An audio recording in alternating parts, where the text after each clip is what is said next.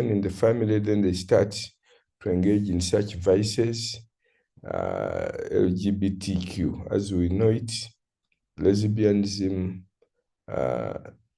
gay, and so on. These are results of failure of the family. And so let me share what some of the times that we've shared here. We've mentioned some of the things, but Paul says it's not a problem for us to really emphasize them because they're important. Sometimes this knowledge leaks, but there's also responsibility that goes with it on each one of us. You are part of that issue. You're part of a family somewhere. Now, my voice is not very good. I think we had a long trip. I'm not in the city now. I'm in Masaka on our way to Rakai. We finished very late. We arrived sometime around midnight. So bear with me. I want to share on that issue of the family, why the family is an important institution, and I want to take it from there. Allow me to share my screen. Very good. So the basic institutions of government, here we need to all know them. God created these institutions as an extension of our individual and our delegated authority and power. These institutions extend you. For example, you as an individual, when you grow, you extend your life, multiply your life, propagate your life through the family. You also propagate it through your work and through your business, and so on and so forth. So the institutions are intended to multiply individuals, to extend individuals' gifts, callings, and so on. Beginning with the individual, God created institutions to help mediate the impact of individual choices on the human society.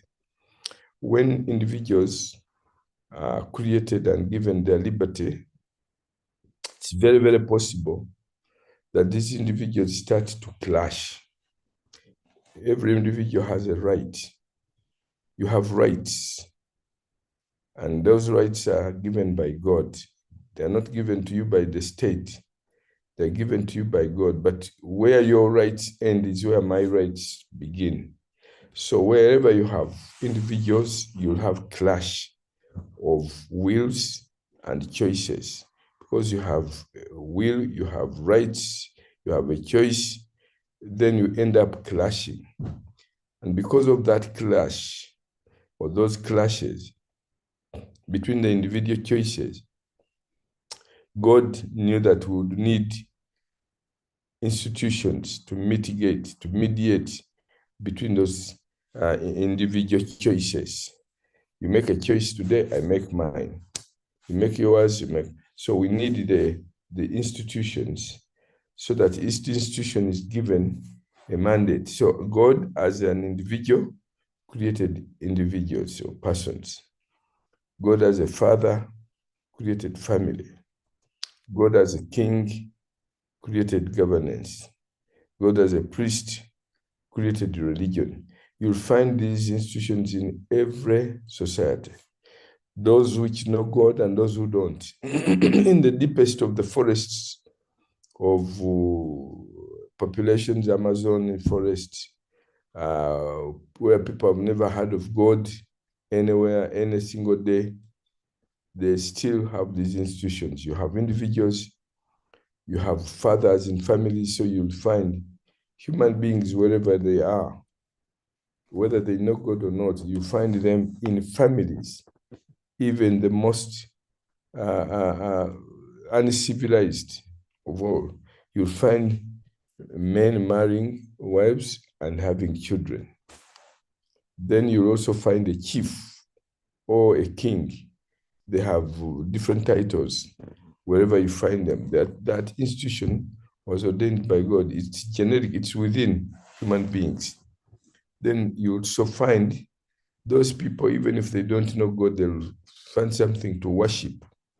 Because we were created to worship God, but when we failed to worship God, we ended up worshiping things, worshiping trees, worshiping animals. That is something that we don't realize, but it's part and parcel of human beings. Unlike animals, human beings have a spirit. And in that spirit of a human being, there is a part which is called communion. That part is intended to start up, to make you aware of something beyond yourself, so that you are aware of the being, this eternal being that you have to worship. So even those who have never heard the gospel, they have that desire within that they'll have to worship. So when they look for God and they can't find him, they'll find a tree and worship it. If it looks grand, then they say, maybe this is the thing I'm looking for. So they start to worship that. The man who first took away people from God was called Nimrod. Nimrod was a great-grandson of Ham, one of the sons of Noah. Ham is one of the three sons of Noah who came out of the flood.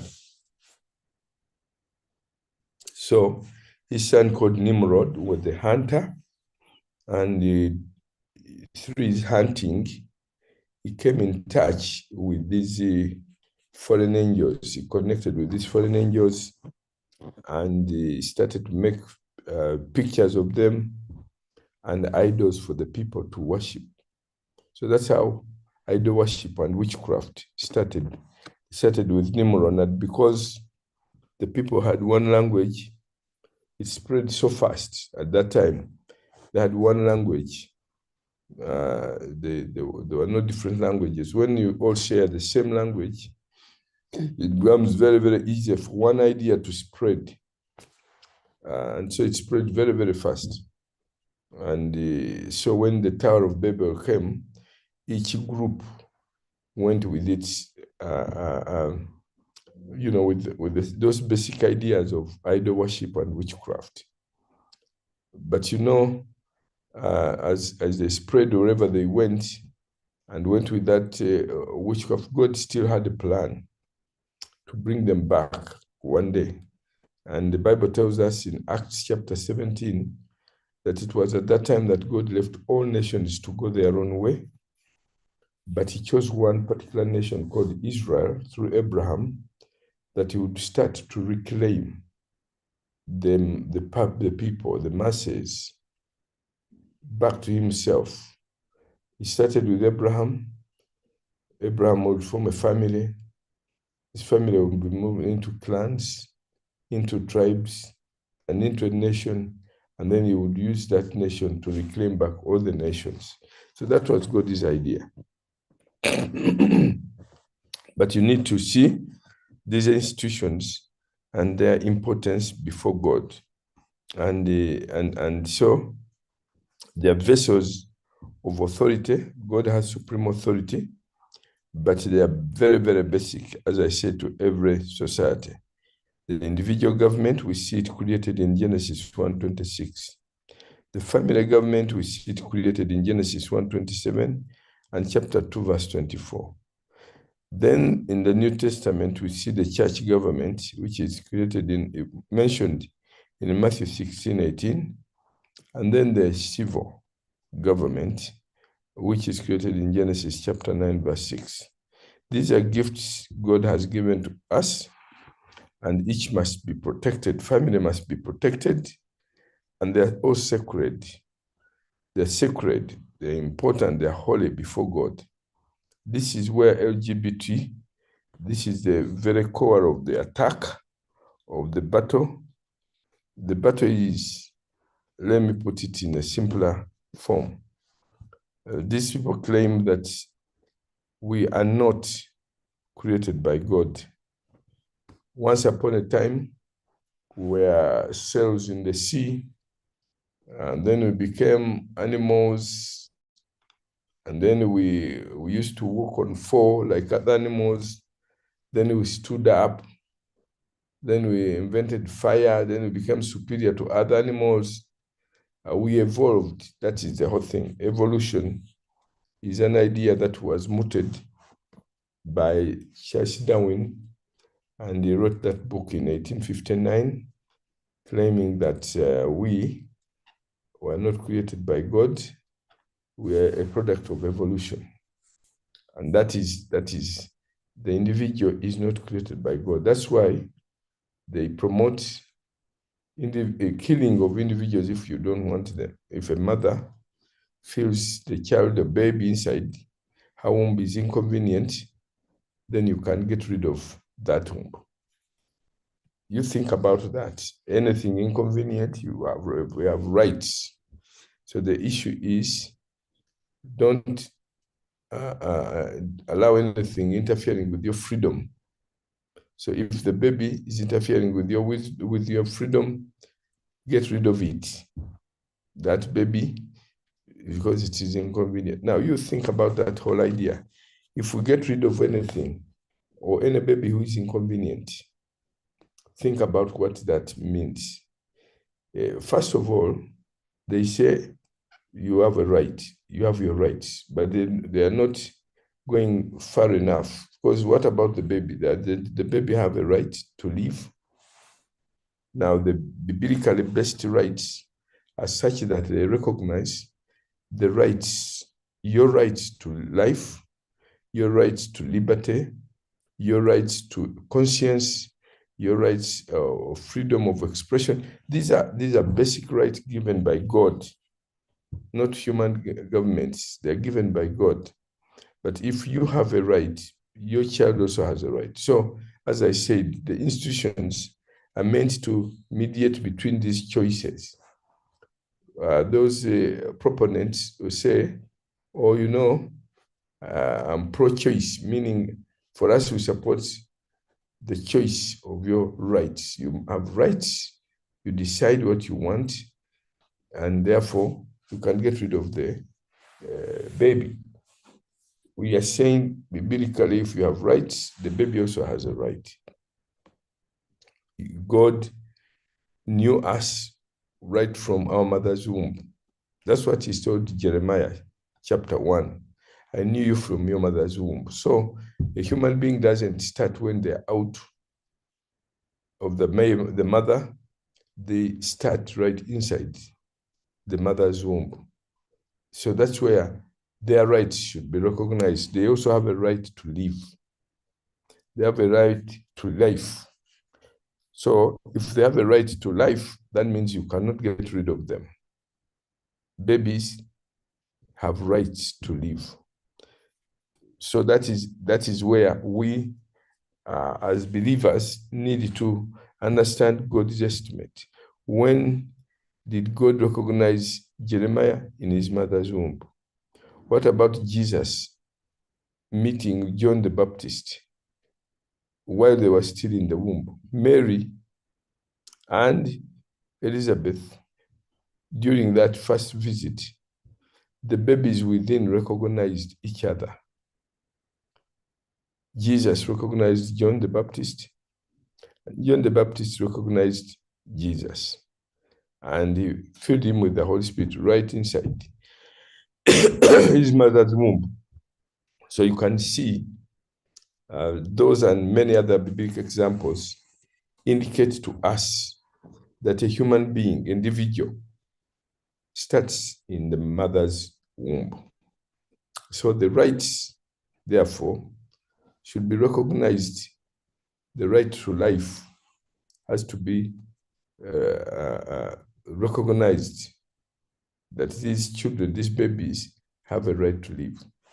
That argument of inconvenience is not right. It's not is actually it's wrong, because if you start getting rid of the inconvenience, you'll start by babies.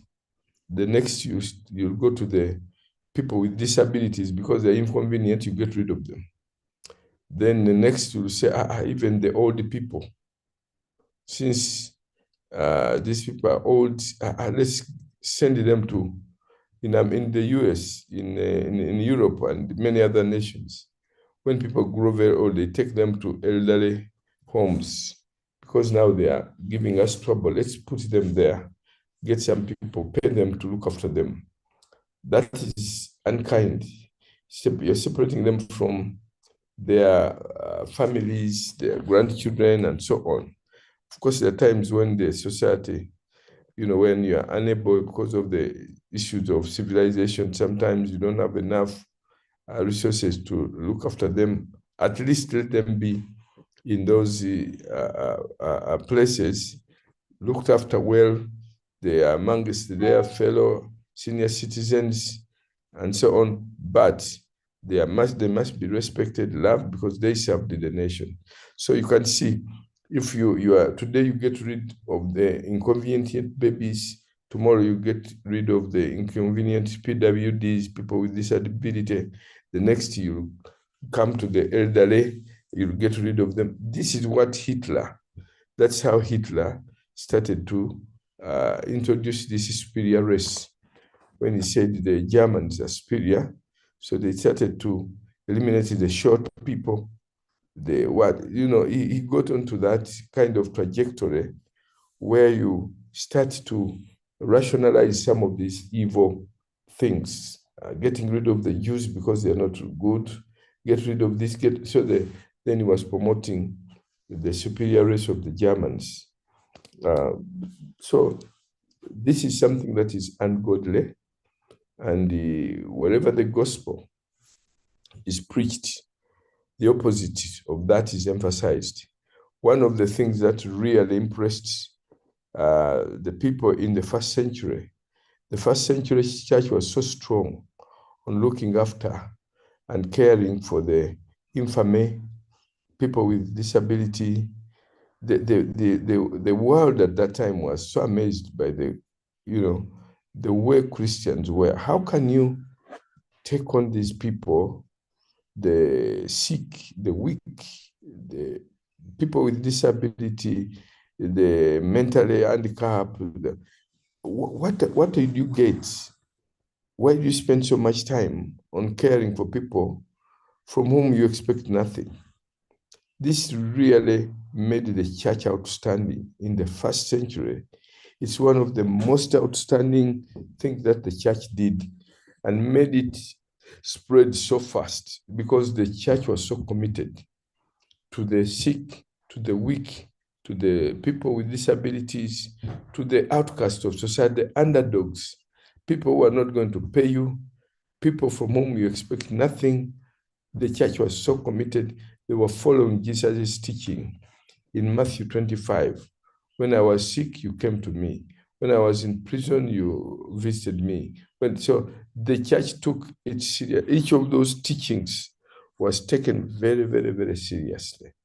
So you can see the perspective of God. The reason I'm sharing this is because until we have the mind of God, we cannot pray for our nation, for our society, according to the will of God, until we understand, or unless we understand his estimate of some of the things. Very, very important. They're very basic to society. And corruption proliferates when these basic important principles are neglected, are not taught, are not spread. And so we start to reason like the world does. Most of the things that you hear now, the worldly approach, they move away from the biblical worldview and they start to propagate humanism. Humanism brings all these things that I'm talking about. So from the individual, the next institution is the family. So you have the individual government, meaning you, as an individual, you govern yourself. Your first government is not the state. The first government is you, is me, self-government. I must rule myself first. Private leadership precedes public leadership. The more you rule yourself, the better leader you'll become outward. The more you become, the better leader you are for yourself, the better leader you'll be in your family, in the church, in the civil government, in the community, everywhere. So the first leadership is not outside, it is within your heart. So God builds individuals first. He calls Abraham. He takes him through those 6 major tests that he went through. Those 6 major tests were personal, individual. And then he made him what he made him, and then he started to use him now to build his family. God taught the principles of God's kingdom to one man, Abraham.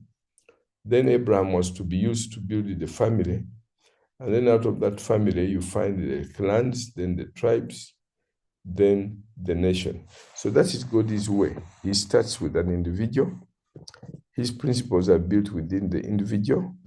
That's why he's a transgenerational God, because you cannot finish the lessons in one man, Abraham. So whatever Abraham has learned, he has to pass on everything to Isaac. And the Bible says, God says, I cannot hide what I'm about to do from Abraham. I can't hide it from him.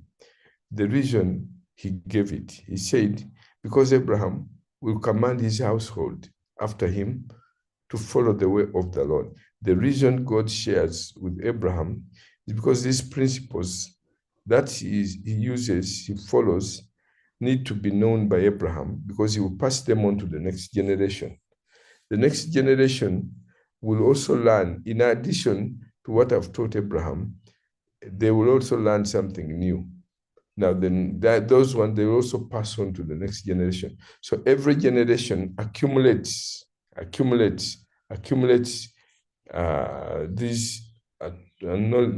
these principles, and then they pass them on. That's why knowing God is progressive, because each generation learns from the previous, in addition to what God tells them. The difference between human beings and animals is because human beings can pass on what they have learned, and that is called education. Education is the wisdom of maturity and the obedience of the youth. That is the essence of education. Ability to learn from the previous generation what they learned of God. Every generation, it appears in every sphere, whether it is technology. The people who are working on aeroplanes today, they have learned so much, but the first people who worked on the plane were those 2 brothers who invented the aeroplane. So their knowledge was passed on to the next generation. Then now they are experts in making aeroplanes, have evolved. So are the agricultural machines, starting with the steam engine, and so on and so forth. So the difference between human beings and animals is that we have language. Language is the depository of the accumulated information and the knowledge or revelation that God gives a particular generation. So we are able to pass it on in legible language, and we can write. When man started to write, it meant now he can put down that knowledge that has been received, so that the next generation can now read it and then also pass it on to the next. That's how man flows in his civilization. Unlike animals, lions cannot pass on that knowledge. They can train the cubs when they are young. They go out and start to hunt with them, but how much can you pass on? By just that short time. They learn to chase antelopes. They help their young to trap the other animals, but that's so they can learn. And having a short lifespan and without language and without writing, then that is very, very limited. That's why animals are very limited. Lions have been here for centuries and years, many, many years. They have never even invented a safety pin. Human beings are different because they can pass on knowledge. They can pass on. This language becomes very, very important. It's a very important thing. So God gave human beings a language. God created by speaking. In the beginning, God said, let there be, and there was. And we being created in his image, we also create by speaking and then by writing. One of the most successive activities of the missionary efforts was they were able to turn dialects into little languages. Dialects are those languages which have no orthography, no official alphabet, so you cannot write them. You cannot pass on knowledge. So the missionaries understood this. What they did was when, for example, Alexander Mackay came here in Uganda, came up with the alphabet. A, E, O, Y, Ch, Anga, Bapa, Bafama, Datala, Alana, Zasajaga. That was very important because from that moment, an oral dialect like Luganda now is going to develop official orthography where you can now write the words and come up with the vocabulary official, and then the language starts to grow. Now that's what gave the Luganda an edge over other language because it was the first one to develop orthography. But also when the Bible touches your language, it grows leaps and bounds. That happened with Greek language and also with English language. Greek was the first language in which the scriptures were first translated into a Gentile language. A Greek language is very, very, very, very rich. That's why the whole New Testament was written in Greek because it was very rich. An example, the simple word of love, they have four. In Uganda, you have 4 times you translate the word love, where the Greeks have translated it 4 times. The agape love, phileo love, storge love, eros love, they separated. So the language is so rich. So when the Bible touches your language, it grows leaps and bounds. Now, language is a very important aspect of the individual. God starts building with individuals. The individual is the building block of whatever society God is. So God values the individual. God takes individuals very important, and those individuals starts with babies. Every baby is important, and therefore and has made each individual unique and different. That's why you have a unique thumbprint. That's why your DNA is unique. Even the identical twins are still different. So the individual is important. The baby in the womb is very important, should be protected, and their rights should not be trampled. Then he moves on to the family. The reason for the family is because these individuals in these families are all unique. You may have 5, 6, 8, or 10 children, but each of those children is unique. And so therefore it takes the loving care of the parents to develop each of these children differently, the way they are created. Even twins, their lives are very different. We have twins, Amosalongo, but our twins are totally different. You cannot even start to compare because their emotional, psychological, mental makeup is totally, totally different. So each individual is different before God, and therefore they need personalized care. And that is the purpose of the family. The family has a responsibility to bring up these children in the way they were created, with their unique gifts. These unique gifts are what makes these individuals, their leadership comes from developing the individual gifts. If they are not developed, these people will just be photocopies of others. You need to develop your uniqueness, and it is the role of the family to do that. Now, when the family does not do her responsibility of raising each and every single person differently, then these children lose their identity. They start to live to copy others, and then they lose their calling. The family. What is the role of family? Let's look, first of all, I said about the individual. Self-government is responsible to respect God and his creation, to obey God, and to exercise dominion. This is the individual. But when you come to the family, family is to provide for its members. That's number one. When children are young, the parents provide for them. They prepare them and then protect them.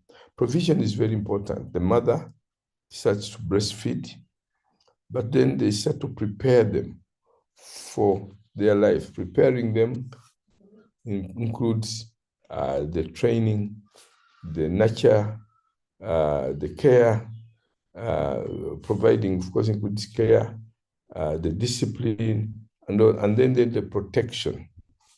Discipline of parents is designed to protect children from spiritual forces that are too strong for them to bear out by themselves.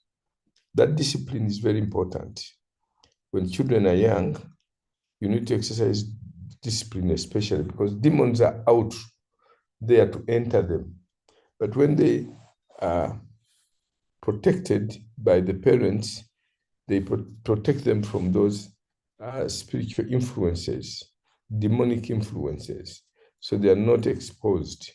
So this is the purpose of the family, to provide, because the husband in the home is the king. He protects and provides. Because he's the priest, he prays and intercedes for his family, but he also trains and teaches them the ways of the Lord. The husband or father is also the prophet of the family. And in his role, he connects his family to God. In his prophetic role, he's connecting his family to God. Remember, as a king, you protect and provide. You also provide leadership. Like Joshua said, I and my house shall serve the Lord. Joshua 24, verse 15. So the king, the leader, the husband, the father provides kingship. That is protection and provision, but also leadership. As a priest, you intercede for your family. You also train your family. You teach them the ways of the Lord. That is the role of the priest. But as a prophet, you connect your family to God. You discover God's will for your family, and then you lead your family accordingly. Those threefold, priestly, kingly, prophetic roles, are fulfilled by every husband and every father in the family.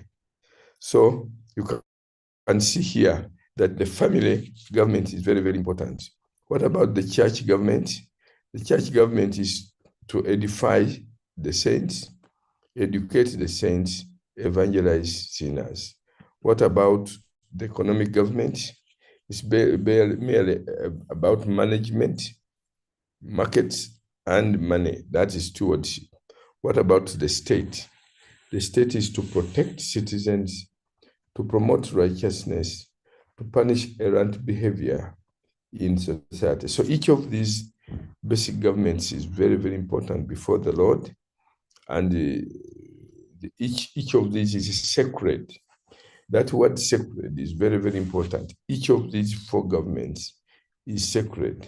The individual is sacred before God, so you can't kill a baby. He's holy. Is known by God. The family is also sacred, created by God. The church is also sacred. The state the nation. God created nations. In Acts chapter 17, every nation is important. From one man, God created all the nations of the earth, the Bible says. The Bible emphasizes nations. Satan wants empires. Empire is a pagan idea. Empire is a pagan, it's a recipe for conflict and wars because every empire lives to expand itself. More territory, more subjects, and they do this by subjugation, by wars, by conquest. And in so doing, human beings have killed millions and millions through these empire conflicts. One empire is fighting the other. The British are fighting the Chinese to subjugate them. So these empires, you need to know these are pagan ideas. God's idea is not empire. God's idea is a nation. In an empire, you are subject. In a nation, you are a citizen. Citizens have rights, have responsibilities.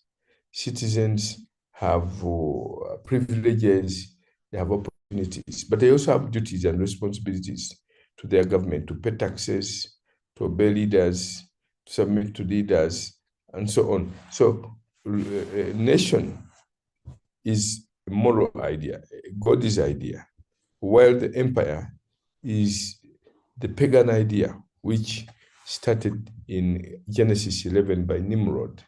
Nimrod established the first empire because where you have 50,000 people living in one city, they cannot grow enough food, they cannot sustain themselves.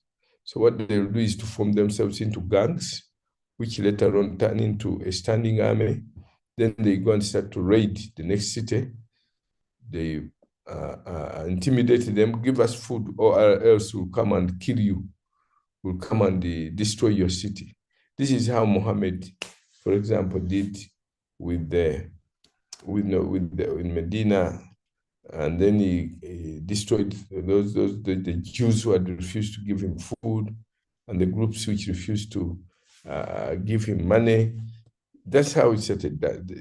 The Islam believes in a universal caliphate. One day, a caliphate will rule the whole world, just like we think of a universal Messiah. There is a universal caliphate which comes by conquest, war, the sword, and so on. That is a universal empire. But remember, empire is a pagan idea. It's a pagan idea. That's why God's method is not that. He woos sinners. He appeals to sinners through love, not by conquest, not by the sword, not by those means. So you can see the difference that we as believers must have a biblical worldview of life. Every individual is sacred. Every family is sacred. A church is sacred, and the state is sacred. So if you start to promote evolution, then it means the individual is not important, is not sacred, is not holy before God. You cannot have scriptures like, I knew you from your mother's womb, because evolution has said, once upon a time we were monkeys. God never created us, we evolved. If we were monkeys, monkeys don't marry, monkeys mate, they don't marry. So they started to rationalize that along the way, because monkeys, apes never marry, came a time when people decided that we have so many children we have nobody to look after them. So let's form ourselves into families, and every man should marry one wife so that they bring up the children in a good way. So the rationalization is that it was man who discussed that and decided it to have one man and one woman, and so that they take responsibility of the children that they bring into the world. And when they did that, they defined the family. So the family wasn't created by God. No.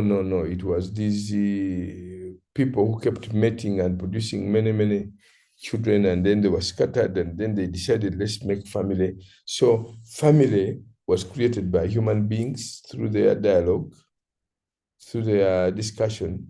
So if family was created by man and defined by man, it means that we cannot be bound by those old ideas. We are now modern. We can redefine marriage. If they defined the marriage then as one man and one woman, we are now modern. We can redefine it and say, now it's no longer one man, one woman. Now we can be one man and many women, or one woman with many men, or we can define it as man and man, or we can define it as woman and woman, or we can define it as both man and woman and bisexuals, so on. So LGBTQ, now it's continuing. So the whole idea is to undermine the very original concepts of what God created as sacred. The individual is sacred, so we cannot just do abortion.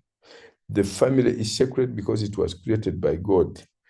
So here, these scriptures underscoring the importance, therefore shall a man leave his parents and be joined to his wife, and the two shall become one.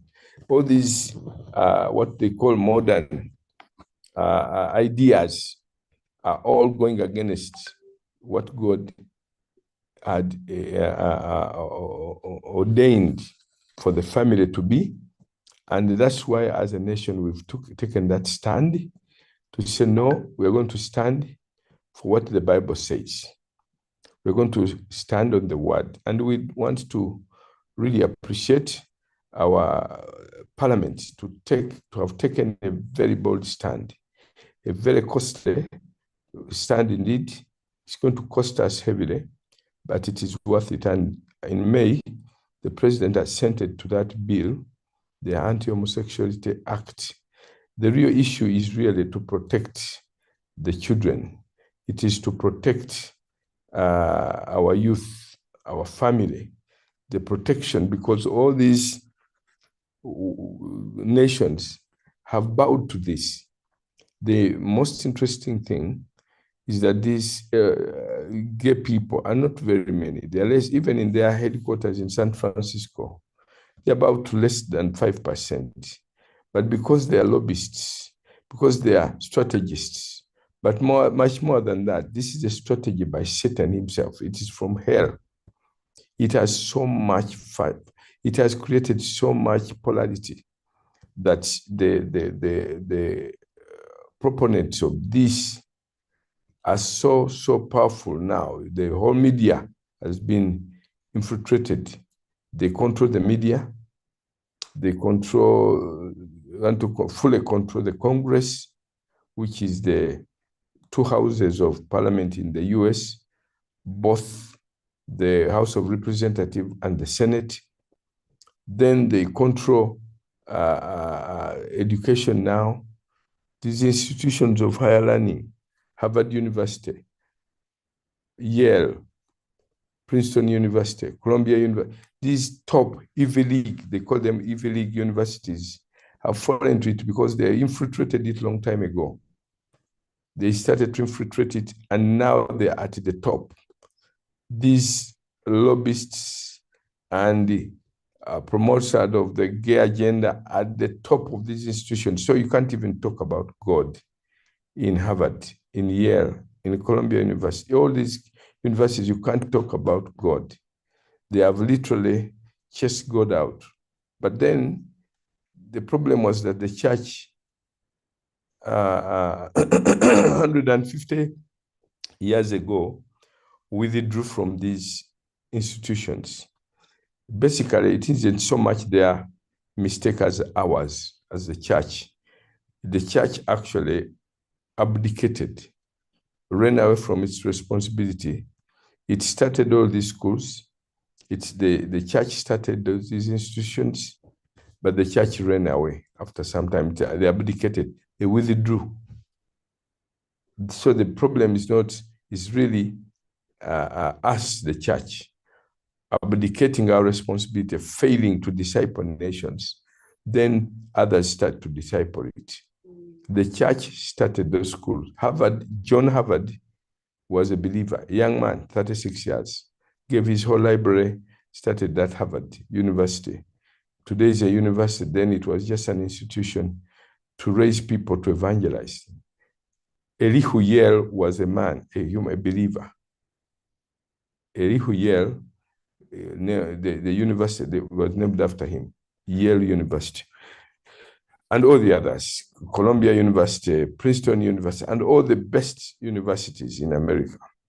Now, they were all intended to promote the freedom of the gospel, to teach. When you look at the original shield of Harvard University, it's all talking about Christ and his church and the truth. And so you can see the values that time. Now you can't even talk about God in Harvard. You're not allowed. You don't talk about God. It's not allowed. So these people have taken over all these institutions, and it is these institutions now which produce the leaders. The top leaders in business come from Harvard Business School. Top lawyers come from Harvard Law School, and so forth and so on. These are the promoters now of the LGBTQ. They're the ones now promoting all these humanistic ideas that have pervaded the whole of the media. So if the people who come from Harvard are the ones who set the pace for media, for CNN, all these newspapers and the print media, and they are all influenced now by the humanistic approach to life. They are discipling the young generation. They are discipling the people. What you keep thinking about, you become. So the whole television and the print and electronic media, keeps giving out ideas that are totally contrary to the word of God. And we don't have a corresponding team of evangelists. I'm talking about evangelists in media. The media is supposed to be the role of the evangelist, and the family is supposed to be the ministry of the teacher. That's of the pastoral and the teacher. They are in the family government. So we don't have corresponding voices to counter all the lies that have been given out. And so the youth are being bombarded by all these humanistic ideas, and the church does not have a corresponding force strategy to counter it. Look at the LGBT. They have put us on the defensive instead. So we are fighting to defend. We are not as aggressive as we should be. They should be the ones on the defensive, but they are the ones who have put us now on the defensive. We are coming to fight the fire that they have lit instead of the opposite. So this is the purpose for which we have prayer. And I'm giving you, Bishop, back to you to guide us in the prayer strategy and the emphasis. Brother Stephen and the team have been doing a wonderful work to ensure that we as believers will do our part in the prayer, in the intercession, to safeguard our national values, to safeguard our morals as a nation, because righteousness exalts a nation, but sin is a reproach to the people. Yes. So I'll give back to you, Bishop Kabuye, for that guidance, especially on our prayer. Thank you, and God bless you. Thank you, our dear Bishop, and good morning, everyone. We really want to thank God for these great teachings, such that we don't walk or operate vaguely, but now we are clear. Last Saturday, Bishop explained to us our role as a church. Our role, we have two now basic driving